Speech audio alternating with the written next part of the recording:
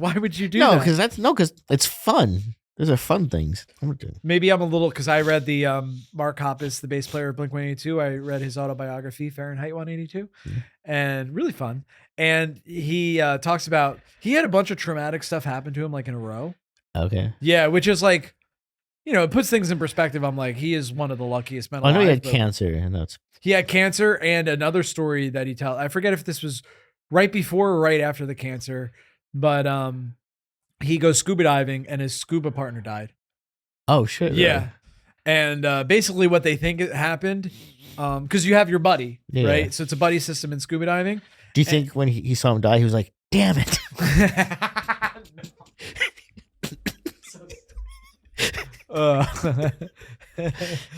I guess this is growing up.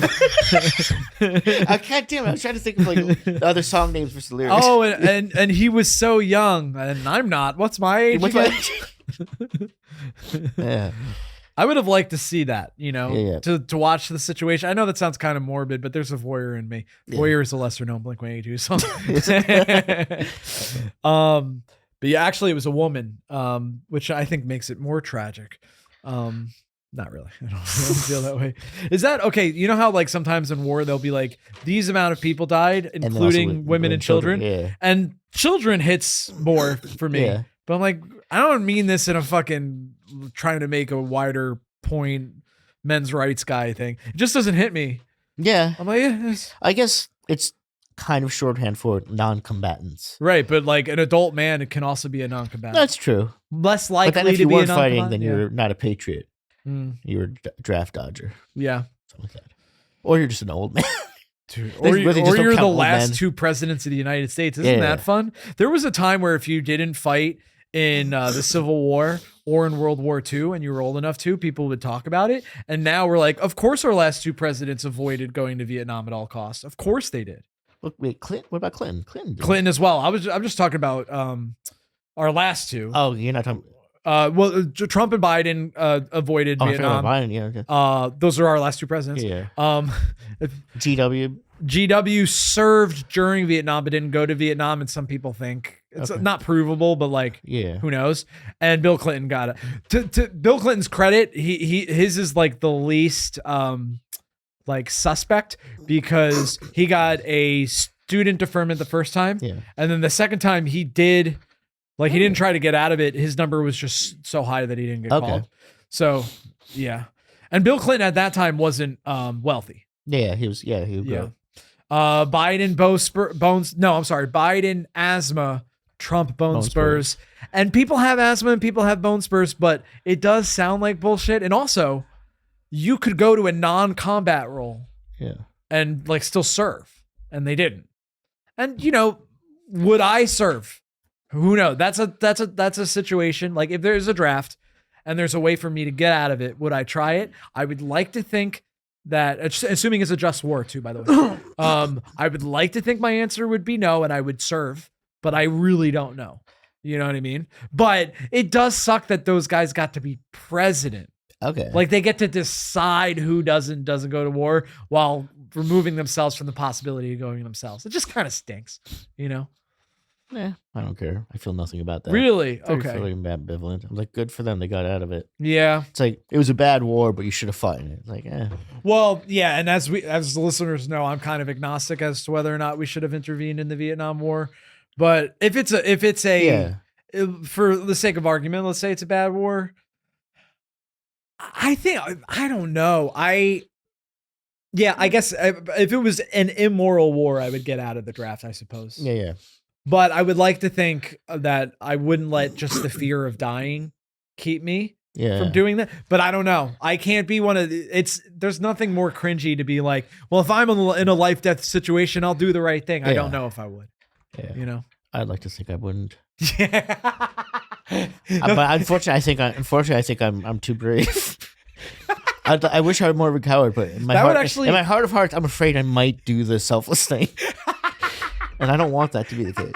I want to live. There was, Abby Hoffman? Yeah. You ever see that movie based on his trial? With the Sacha Baron Cohen one? Yeah. No, but I just know it was a thing. It's good. Chicago 7, whatever. Yeah, the Chicago 7. And one of them, because it wasn't just Abby Hoffman. It was a lot of these guys, these anti-Vietnam War guys on trial for, I don't even remember what. Probably burning draft cards or something like that, or like, or a speech against. I don't know. It's probably something that because of that trial was found not to be illegal. Okay, yeah. That's just I don't remember the movie at all. So fact check me in the comments if I'm wrong. But there's a line in the movie. There's a particularly unlikable member of those guys. These like hippie guys. He was a conscientious objector during World War II, which is wild to me. You know, like that's like you could find the most hippie pacifist guy. Although there is that wild Gandhi quote about like the Jews kind of should have just Gandhi was like trying to soft sell Hitler, be like you know. Mm-hmm. Yeah, Gandhi has his own skeletons. Well, he has got his skeletons in his closet, and he doesn't know if no one knows it. But like for me, pacifism, it's completely like it's one of those ideologies that sounds nice, but it's like, okay, well, if we could get everyone to agree to be pacifists, then great. Yeah, you know, if they don't, then that's where like the arch libertarian thing. Because I used to be like, I'm sympathized with being libertarian, but maybe not as much now. But like. The non-interventionism is just like that's not. Yeah. Yes, I see how in an ideal world that'd be. It's not feasible in this reality, and so you have to address it somehow. And it can't be some securitist thing where it's like, what would be your response to World War II? It's like, well, we would have never gotten to that. But no, you can't do that. Right. You can't move the goalposts about what's different. You're saying that's what happened. Mm-hmm. You can't say if we implement our policies. Absolutely none of those situations will ever arise. Mm-hmm. So we never have to address it hypothetically. It's like, Yeah. It's weird. I was talking to like a distant relative at a family party and we got into politics for some reason. And he's sort of like the libertarian right, non-interventionalist. Yeah. And we really talked it down to eventually I was like, listen, if someone has to police the world, like, okay, an argument over if someone has to, but like in this hypothetical, if someone has to police the world and the choices are the US, Russia, China, Iran.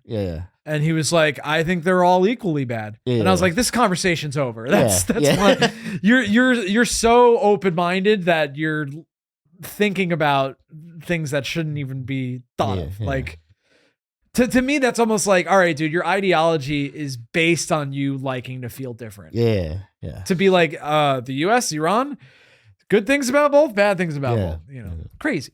Yeah. But I think I would name the memoir All the Small Things.